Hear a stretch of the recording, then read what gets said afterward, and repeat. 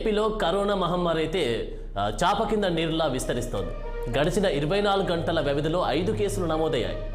ఒకవైపు చూస్తే విశాఖ, శ్రీకాకుళం, అనకాపల్లి జిల్లాలోనే ఎక్కువగా కేసులు నమోదవుతున్నట్టుగా చూస్తున్నాం. దాంతోపాటు రాష్ట్రంలో ప్రస్తుతం 29 మందికి యాక్టివ్ కేసులు, అంటే 29 మంది కోవిడ్ పాజిటివ్గా ఉన్నట్లుగా నిర్ధారణకు వచ్చారు. ఇందులో విశాఖ నుంచి 20 మంది ఉండడం కూడా ఆందోళన కలిగించేటువంటి విషయంగా ఇప్పుడు ఏపీలో చర్చనీయాంశంగా మారింది. ఇక ఏపీకి సంబంధించినటువంటి పూర్తి అప్డేట్స్ విశాఖ నుంచి మా ప్రతినిధి కన్నబాబు అందిస్తారు.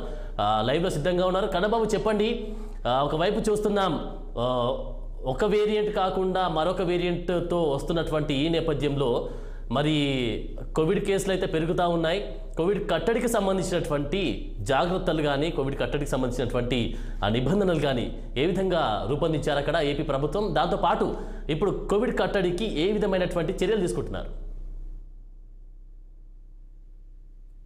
Good evening Anand. ఏదైతే విశాఖలో రోజు రోజుకి అయితే కరోనా కేసులు పెరుగుతూ వస్తున్నాయి. ఈ నేపథ్యంలో చూస్తే గడిచిన 4 రోజులుగా 20కి పైగా కేసులు నమోదైనట్టయితే తెలుస్తుంది. అయితే రోజుకి 100 మందికి పైగా కోవిడ్ పరీక్షలు నిర్వహిస్తున్నటువంటి నేపథ్యంలో శుక్రవారం నాడు 3 కేసులు, శనివారం 4 కేసులు, అలాగే ఆదివారం చూసుకుంటే 8 కేసులు, అలా రోజు రోజుకి కేసుల సంఖ్య పెరుగుతూనే వస్తుందని చెప్పుకోవచ్చు. ఇప్పటికే విశాఖలో కోవిడ్ తో ఒక యువతి మరణించినట్టు కూడా తెలుస్తుంది. ఒక మహిళ మృతి చెందడం తెలుస్తుంది. అయితే విశాఖలో ఉన్నటువంటి కంటర్పాలెం ఏరియాకి సంబంధించి ఏదైతే కంటర్పాలెం ఏరియాలో ఉంటున్నటువంటి శశికళ అనే మహిళ కూడా మృతి చెందినటువంటి పరిస్థితి.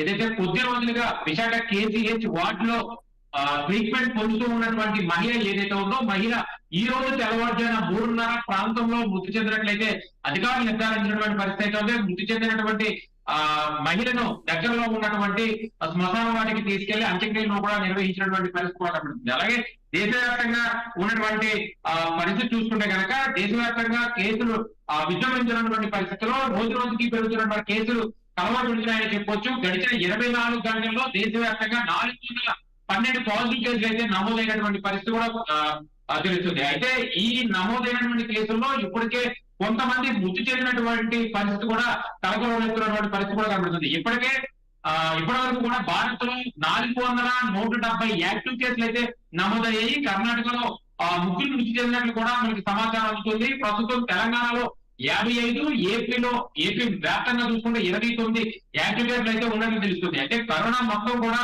కొత్త సబ్ వేరియంట్ ఏదైతే ఉందో JN.1 వేగంగా విస్తరించినట్లయితే అధికారులు చెప్తున్నటువంటి పరిస్థితి కూడా కనబడుతుంది. ముఖ్యంగా ఉత్తరప్రదేశ్, కేరళ కేసుల్లో పెరుగుతున్నటువంటి అధికారులు కేరళ ప్రదేశాల్లో ఇప్పటికే అధిక సంఖ్యలో కేసులు నమోదవుతున్నాయని కూడా అధికారులు చెప్తున్నటువంటి పరిస్థితి ఉంది. దీంతో కేంద్రంలో అన్ని రాష్ట్రాలతో అప్రమత్తం చేస్తున్నటువంటి పరిస్థితి కూడా కనబడుతుంది. ఇప్పటికే ఆయా ప్రాంతాల్లో పరీక్షలకు సంబంధించి అప్డేట్ కూడా ఇచ్చే విధంగా అయితే అక్కడ చూస్తున్న పరిస్థితి కూడా కనబడుతుంది. కన్నబాబు, అసలు చెప్పండి, విశాఖలో తొలి కరోనా మరణం నమోదైనట్టుగా మీరు చెప్పారు. సో దాంతోపాటు కోవిడ్తో బాదంపొడి సోమకల్ అనేటువంటి మహిళ కూడా మృతి చెందినట్టుగా మీరు చెప్పారు. సో మరి దీనికి సంబంధించి విశాఖకు సంబంధించినటువంటి అప్డేట్ చూస్తే అసలు విశాఖలోనే కరోనా కేసులు ఎక్కువ పెరగడానికి గల కారణం ఏమై ఉండొచ్చు అంటారు?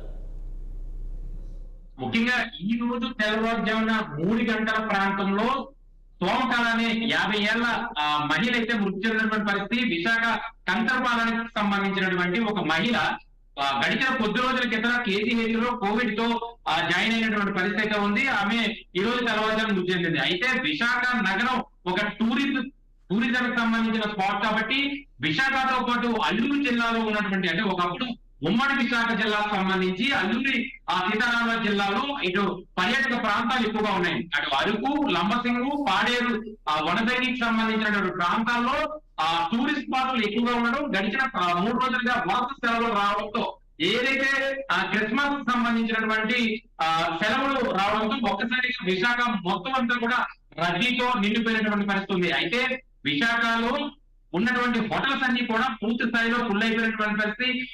అధికారులు కూడా ఇప్పటికే ఒక సందేశాన్ని అయితే రిలీజ్ చేసినటువంటి పరిస్థితి.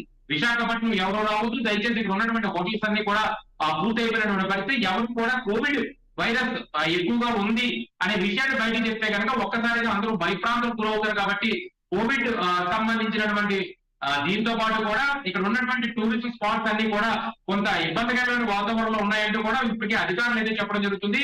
అయితే ఏదైతే క్రిస్మస్ జరిగినటువంటి వేళల్లో చూసుకుంటే మార్కెట్ పూర్ణ మార్కెట్ కానీ లేదా అనేక మార్కెట్లు ఏవైతే ఉన్నాయో నిత్యం రద్దీగా ఉన్నటువంటి ఆర్కే బీచ్ అలాగే కొంత కైలాసగిరి కొన్ని ఏవైతే పార్క్స్ ఏవైతే ఉన్నాయి పార్క్స్ అన్ని కూడా నిత్యం వేలాది మందితో టూరిస్టులతో నిండిపోయినటువంటి పరిస్థితి. అలాంటి పరిస్థితుల్లో ఇక్కడ ఒక కేసు నమోదైనప్పటికీ కూడా ఒకరి నుంచి మరొకరికి అంటుకునే అవకాశం ఉంది కాబట్టి విశాఖలోనే రోజు రోజుకి కేసుల సంఖ్య అయితే పెరుగుతుంది. అయితే 60 మొదటి నుంచి కూడా చెప్తూనే వస్తుంది. ఏదైతే గడిచిన కొద్ది రోజుల కింద అంటే శుక్రవారం నాడు మనం ఫస్ట్ బులెటిన్ కూడా రిలీజ్ చేయడం జరిగింది.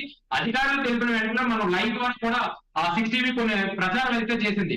ఏదైతే శుక్రవారం నాడు 3 కేసులు నమోదైన నేపథ్యంలో శనివారం ఆదివారం ఒక్కొక్క రోజుగా కేసులు పెరుగుతూనే వస్తున్నాయి.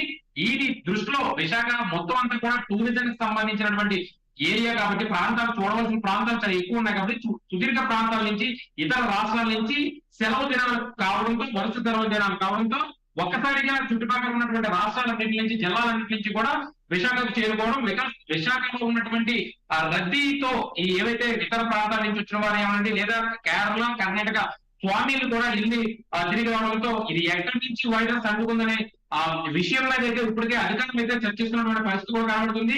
ఏది ఏమైనప్పటికీ కూడా విశాఖలో చాలా ప్రమాదకరమైనటువంటి పరిస్థితులు ఉందని చెప్పుకోవచ్చు. ఎందుకంటే రాబోయే రోజుల్లో సెలబ్రేషన్స్ కూడా దీని యొక్క ప్రభావం చూపించే అవకాశం కూడా ఎక్కువగా ఉందని అయితే అధికారులు వెల్లడిస్తున్నటువంటి పరిస్థితి కూడా కనబడుతుంది. కన్నబాబు, మీరు చెప్పినటువంటి విషయం ఒకసారి డిస్కస్ చేస్తే ఒకవైపు టూరిస్ట్ ప్లేస్ అని చెప్పేసి చెప్పారు. సో టూరిస్ట్ ప్లేస్కి సంబంధించినటువంటి విషయానికి వస్తే చాలా మంది పర్యాటకులు వచ్చి వెళ్తూ ఉంటారు. సో దానికి సంబంధించినటువంటి ఎలాంటి నిబంధనలు పెట్టారనేది మీకు క్లియర్గా చెప్పారు. దాంతో పాటుగా ఇప్పుడు వచ్చేటువంటిది న్యూ ఇయర్ సెలబ్రేషన్స్కి చాలా వరకు వస్తూ ఉంటారు, చాలా వరకు విశాఖకి సందర్శించే అవకాశం కూడా చాలా వరకు ఉంటుంది. సో మరి దీనికి సంబంధించి ఇటు న్యూ ఇయర్కి కావచ్చు అటు వచ్చేటువంటి ఫెస్టివల్ సంక్రాంతి ఫెస్టివల్ కూడా ముందుంది. సో మరి దీనికి సంబంధించి కరోనా కట్టడికి అధికారులు ఏ విధమైనటువంటి నిబంధనలు పెట్టారు ఈ న్యూ ఇయర్కి కావచ్చు అటు ఫెస్టివల్స్కి సంబంధించినటువంటి విషయానికి వస్తే? ఆనంద్, ఇప్పటికే విశాఖ జీవీఎంసీ అధికారులు అయితే ఒక మీడియా సమావేశం అయితే ఏర్పాటు చేయడం జరిగింది.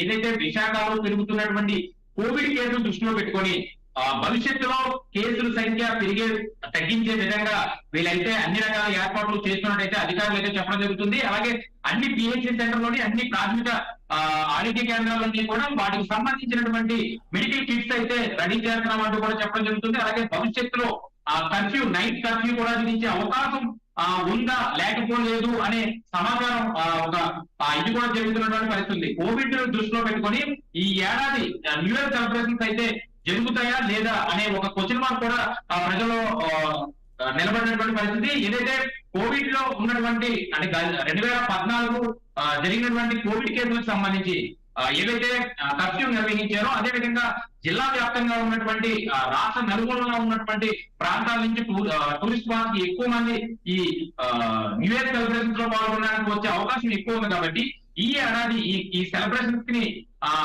బహిష్కరించే అవకాశం కూడా కనబడుతుంది. ఎందుకంటే ప్రస్తుతం ఉన్నటువంటి పరిస్థితుల్లో రాష్ట్ర వ్యాప్తంగా ఎక్కడ మరణం లేనటువంటి పరిస్థితి ఉన్నప్పటికీ కూడా ఒక్క విశాఖపట్నంలోనే ఈ రోజు తెల్లవారుజామున 3:30 ప్రాంతంలో ఒక మహిళ మృతి చెందడంతో ఒక్కసారిగా భయప్రాంతులకు గురవుతున్నటువంటి పరిస్థితి చాలా స్పష్టంగా కనబడుతుంది. ఏదైతే విశాఖపట్నం వ్యాప్తంగా చూసుకుంటే కనుక ఇప్పటికే ఏ రాష్ట్రంలోని అదే తెలుగు రాష్ట్రంలో చూసుకుంటే కనుక ఏ జిల్లాలోని పెరగలేనటువంటి కేసులు కూడా ఒక్క విశాఖపట్నంలో 20కి పైగా కేసులు నమోదైనటువంటి పరిస్థితి. అయితే రోజుకి 100 మందికి టెస్ట్ చేస్తుంటే అందులో 4 నుంచి 5 కేసులు అయితే నమోదవుతున్న పరిస్థితి ఉంది. అలాగే ప్రతి ఒక్కరికి టెస్ట్ చేస్తే కనుక ఇప్పటికే పదుల సంఖ్యలో 100ల సంఖ్యలో కేసులు ఉండొచ్చిన అనుమానం కూడా వ్యక్తం అవుతున్న పరిస్థితి కూడా చూసుకోవచ్చు.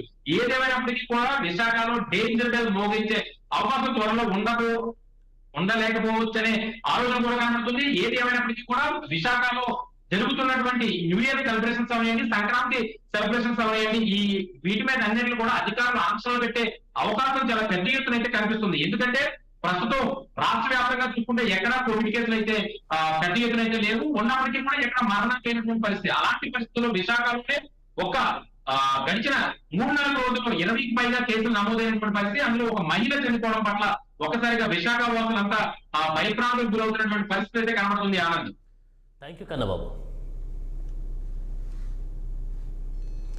సో చూశారు కదండి, ఒకవైపు